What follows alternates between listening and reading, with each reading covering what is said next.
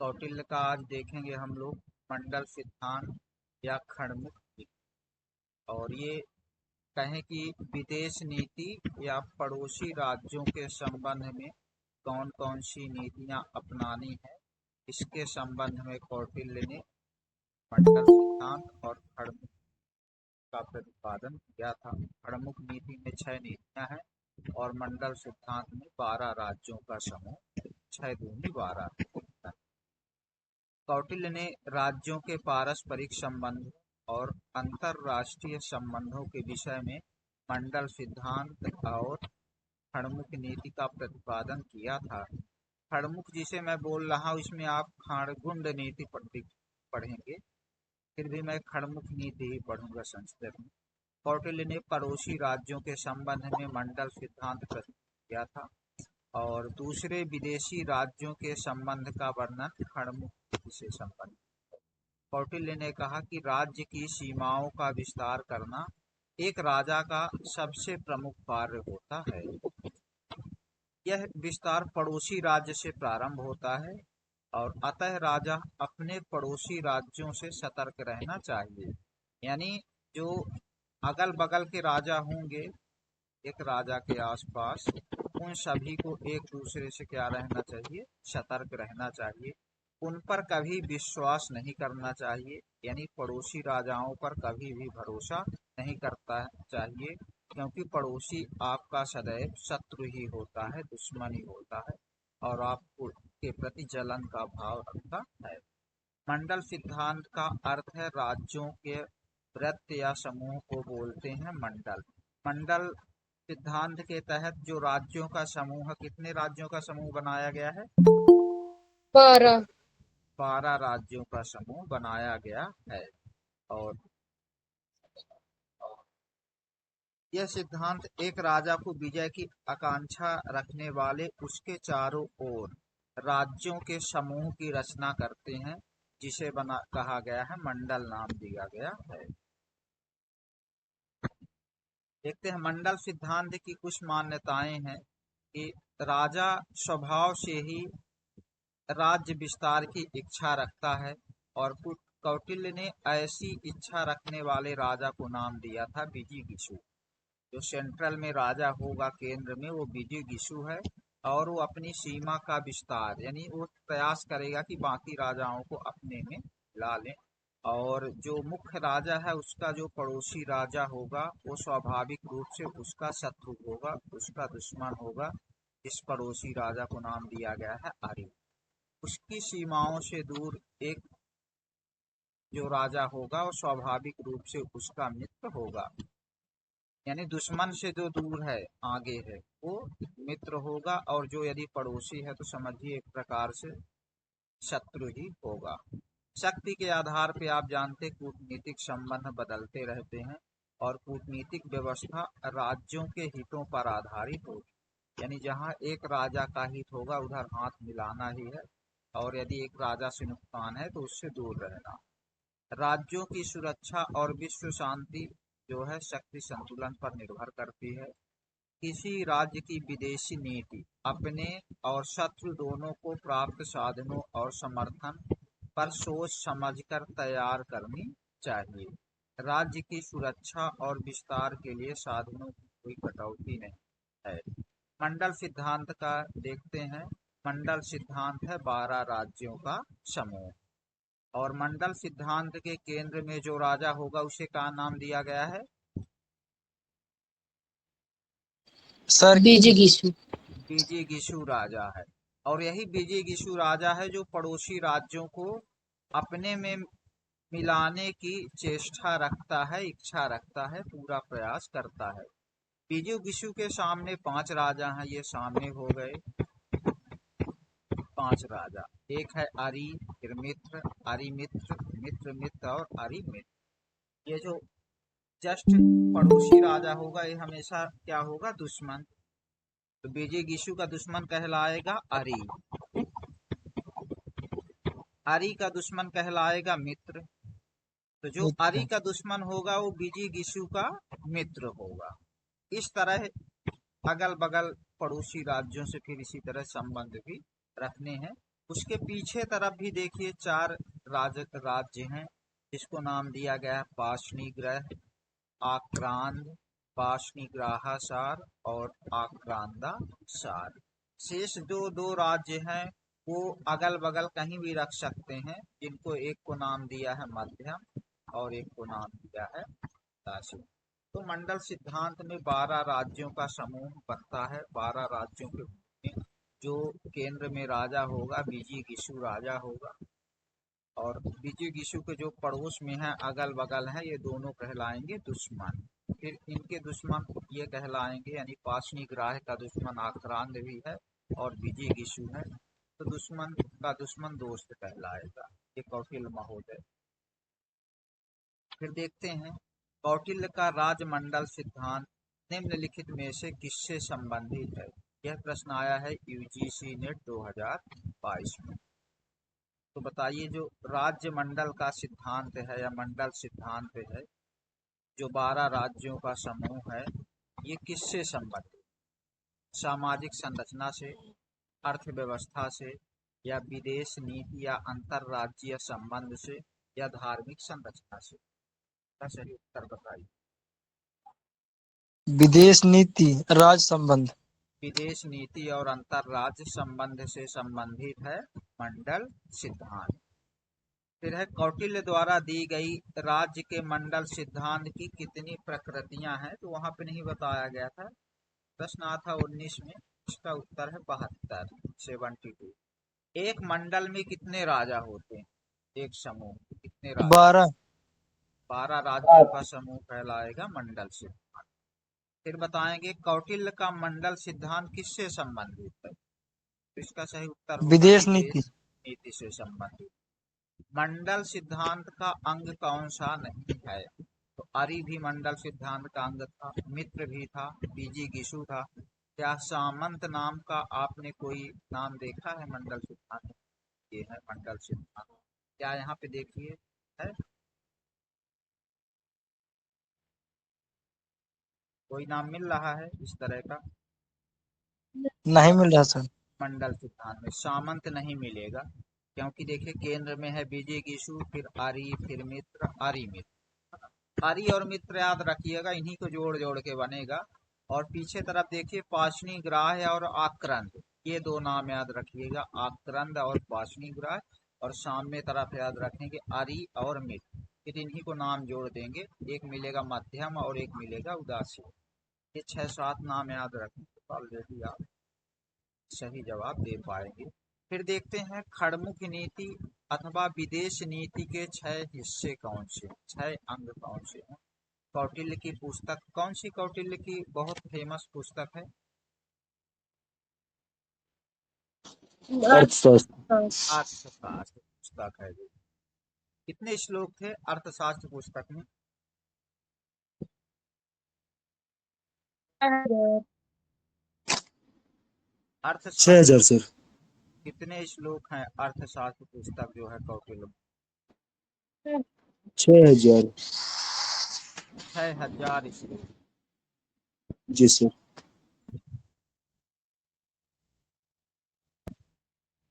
कौटिल्य की पुस्तक अर्थशास्त्र में देखिए 15 अधिकरण थे, 150 अध्याय, 180 प्रखंड या भाग, और ये देखेंगे, और ये हैं 6000 श्लोक।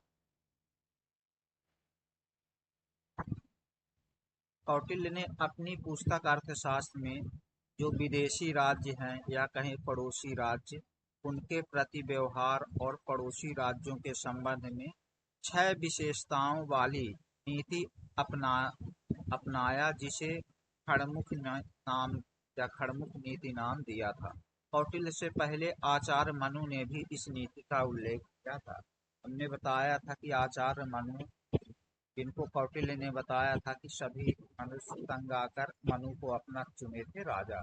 इस मनु ने अपने विचारों में जो कौटिल्य ने साप्तांग सिद्धांत दिया था, यानी राज्य के कितने अंग थे? 7 अंग, जिन्हें साप्तांग सिद्धांत दिया।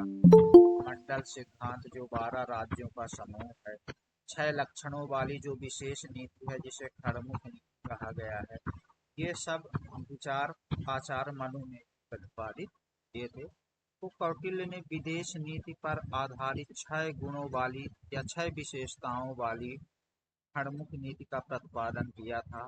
पहली नीति थी संधि, दूसरा है विग्रह, तीसरा था यान, चौथा आसन, पांचवा संश्रय और छठवां द्वैधी भाव।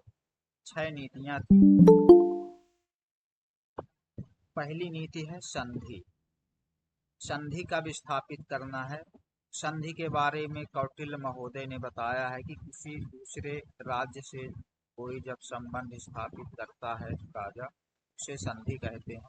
और राजा को संधि करके अधिक से अधिक अपने मित्रों की संख्या बढ़ानी चाहिए। शत्रु राज्य की शक्ति को समाप्त करना और स्वयं को बलशाली बनाने हेतु संधि की नीति है। यानी शत्रुओं की संख्या यदि कम रखनी है तो मित्रता ज्यादा से ज्यादा बढ़ाना है, स्वयं को शक्तिशाली रखना है, तब भी संधि या समझौते वाली नीति अपनाना है, मित्रता ज्यादा से ज्यादा करना। दूसरी नीति है विग्रह। विग्रह जब राजा किसी राज्य के साथ शत्रुतापूर्ण व्यवहार करता है या शत्रु यदि बलवान है तो उसके साथ संधि करता है, और यदि शत्रु कमजोर है तो उसके साथ विग्रह यानी आक्रमण करना है। संधि किनसे करेंगे? जब कोई सामने वाला राजा बलवान होगा तब संधि करना है, यदि सामने वाला कमजोर है तो सिर्फ सीधे सीधे उसमें आक्रमण कर देना है, उससे अलग हो जाना, उसको अपने अधीन मिला ले। फिर देखिए कौटिल्य ने 3 प्रकार के युद्ध की चर्चा की है। प्रकाश युद्ध, कार्य युद्ध, तृष्णी युद्ध या मंत्र युद्ध। प्रकाश युद्ध जिसमें घोषणा कर दे कि युद्ध किया जाएगा। कार्य युद्ध यानी धोखा देकर भ्रम पैदा किया जाए। एक मोर्चे पर युद्ध प्रचार करके दूसरी ओर से आक्रमण करना है, शत्रु को चकित कर देना है। और तृष्णी युद्ध में वैश्याओं, विष कन्याओं का प्रयोग करना है। शत्रु जो है उसकी सेनाओं में जाकर भेद जानना, उच्च अधिकारियों के भोजन में विष या जहर मिलाकर मारना, या शत्रु की प्रजा में उस राजा के खिलाफ असंतोष पैदा करना। तो संधि में राजा को ज्यादा से ज्यादा अपने मित्र बनाने हैं। विग्रह में यदि राजा बलवान है तो उससे मित्रता करनी है, यदि सामने वाला राजा कमजोर है तो उस पर आक्रमण करना है। तो पहली नीति हो गई थी खड़मुख नीति में संधि। दूसरी नीति है विग्रह। तीसरी नीति है यान। यान का अर्थ ही है आक्रमण करना, अटैक कर देना। और कौटिल्य के अनुसार राजा को यान जब आक्रमण करना है किसी पड़ोसी राजा पे तो सबसे पहले अपनी स्थिति का पूर्ण रूप से अवलोकन कर लेना चाहिए। क्या वास्तव में उस सामने वाले या दुश्मन राजा से युद्ध जीतने की स्थिति में है या नहीं, फिर इसके बाद ही चढ़ाई करना। चौथी नीति है संश्रय।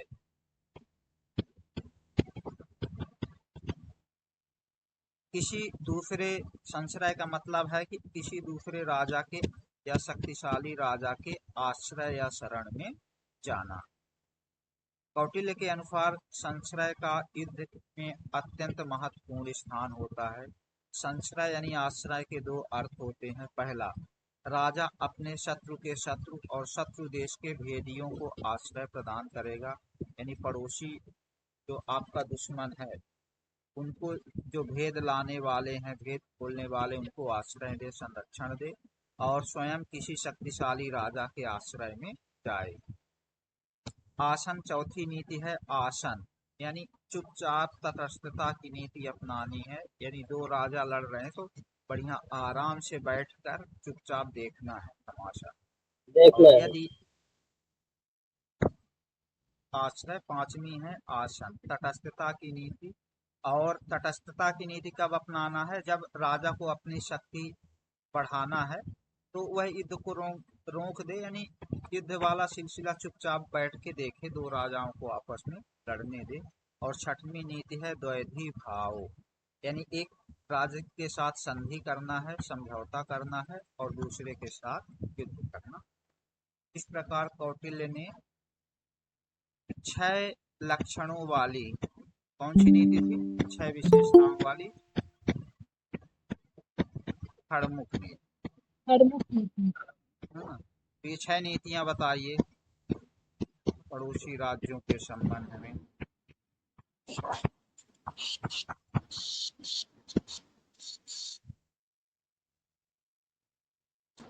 पहले संधि। पहले नंबर पे संधि। संधि में क्या करना है, ज्यादा से ज्यादा मित्र बढ़ाने। जी सर।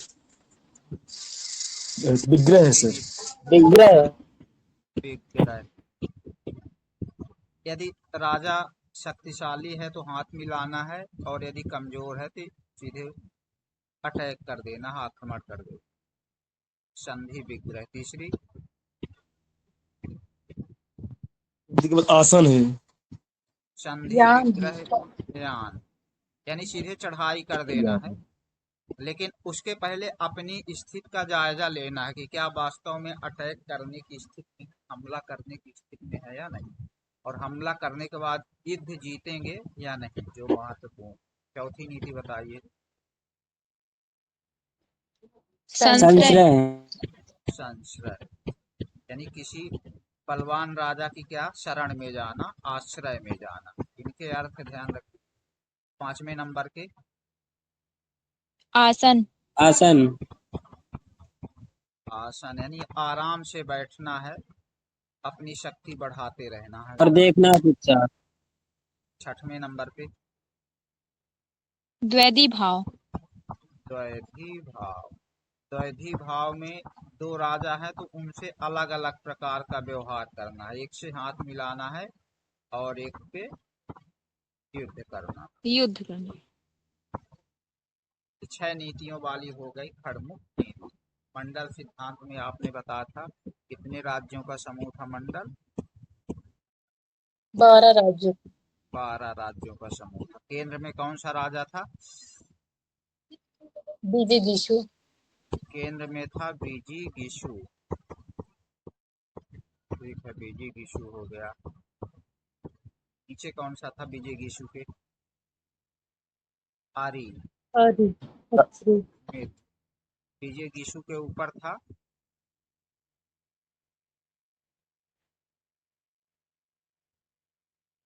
विजिगीषु के ऊपर है पाशनिग्राह और आक्रांत, और किनारे में है मध्यम और उदासी। बाकी ये नाम जोड़ जोड़ के फिर बनेंगे, पाशनिग्राह आक्रांत को मिला के बनेगा पाशनिग्राह सार, फिर आक्रांत सार, ऐसे कर।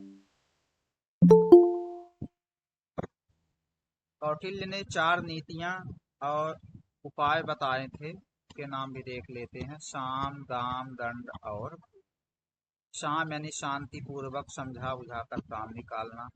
दाम यानी धन या लालच देकर अपने पक्ष में मिटाना। दंड यानी किसी राज्य के विरुद्ध बल प्रयोग करना या आक्रमण करना।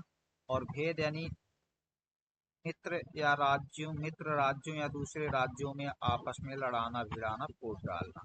लेकिन कौटिल्य ने दंड को अंतिम प्राथमिकता दी थी, यानी दंड के पहले इन 3 नीतियों का प्रयोग करना। फिर कौटिल्य ने, हमने देखा था, जो गुप्तचर व्यवस्था के बारे में ही बताया था, और सरकार के प्रमुख अंग के रूप में गुप्तचर व्यवस्था को भी माना था। गुप्तचर 2 प्रकार के थे, कुछ स्थायी गुप्तचर और कुछ थे भ्रमणशील, यानी घूम फिर कर जानकारी देने वाले गुप्तचर। गुप्तचर कुल 9 तरह के थे, कुछ स्थायी में 5 और भ्रमणशील में 4 प्रकार के। स्थायी गुप्तचर में देखिए, पहला है कापाटिक, काप्टिक के बाद है दूसरे नंबर पे उदास्थित, उदास्थित के बाद ग्रहपतिक, ग्रहपतिक के बाद है वैदेहक, वैदेहक के बाद है तापस। कापाटिक जो विद्यार्थी के रूप धारण करके और मंत्री के संपर्क में रहते थे। उदास्थित में सन्यासी के वेश में। ग्रहपतिक यानी गरीब बुद्धिमान के रूप में या गरीब किसान के रूप। वैदेहक यानी व्यापारी के वेश में, और तापस यानी तपस्वी के वेश। भ्रमणशील में देखिए, पहले नंबर पे है क्षत्रिय, दूसरे नंबर पे है तीक्ष्ण, तीसरे नंबर पे रसद और चौथे नंबर पे भिक्षुकी या परिव्राजिका। क्षत्रिय में देखिए काम शास्त्र या नृत्य गीत करने वाली या किसी भी कला में निपुण, इनको क्षत्रिय नाम दिया है। तीक्ष्ण यानी जो शूरवीर हैं, शक्तिशाली हैं। रसद में अत्यंत क्रूर पुरुष होते हैं। और भिक्षुकी या परिव्राजिका में आएंगे जीविका की आकांक्षा से भ्रमण करने वाली, गुप्त सूचना देने वाली महिलाएं। ये गुप्तचर व्यवस्था बताई थी कौटिल्य ने। कौटिल्य ने युद्ध की कूटनीति का अंतिम विकल्प माना था और 3 प्रकार के युद्ध बताए थे। एक प्रकाश युद्ध या धर्म युद्ध, दूसरा है कूट युद्ध और तीसरा है कृष्ण युद्ध। प्रकाश युद्ध या धर्म युद्ध विधिवत रूप से पूर्ण तैयारी के साथ लड़ा जाता है। कूट युद्ध में छल कपट, लूट मार आदि तरीके से किया जाता है। और तृष्णी युद्ध निकृष्ट युद्ध है और इसमें विष जैसे साधनों का प्रयोग किया जाता। युद्ध के 3 प्रकार हैं। पहला हो गया प्रकाश युद्ध, प्रकाश युद्ध या धर्म युद्ध, धार्मिक तरीके से लड़ा जाता है। और दूसरे नंबर पे है कूट युद्ध, कूट युद्ध और तीसरे नंबर पे है तृष्णी। प्रकाश युद्ध धार्मिक तरीके से व्यवस्थित तरीके से लड़ा जाता है। तो देखिए कूट युद्ध छल कपट लूट मार के माध्यम से, और तृष्णी युद्ध निकृष्ट तरीका, ये तृष्णी युद्ध जिसमें विष जैसे साधनों का प्रयोग करते हैं। इस प्रकार से कौटिल्य ने 3 प्रकार की विजय का उल्लेख किया था। एक है धर्म विजय, लाभ विजय और असुर विजय। धर्म विजय, लाभ विजय और तीसरे नंबर पे है असुर विजय। 3 प्रकार की विजय का उल्लेख कौटिल्य किया था। धर्म विजय यानी धर्म युद्ध द्वारा हासिल की गई विजय, सही तरीके से लड़ा जाएगा। लाभ विजय यानी किसी लालच से प्रेरित हुआ युद्ध। और तीसरे नंबर पे है असुर विजय यानी असुरों की तरह लड़ा जाने वाला। कौटिल्य महोदय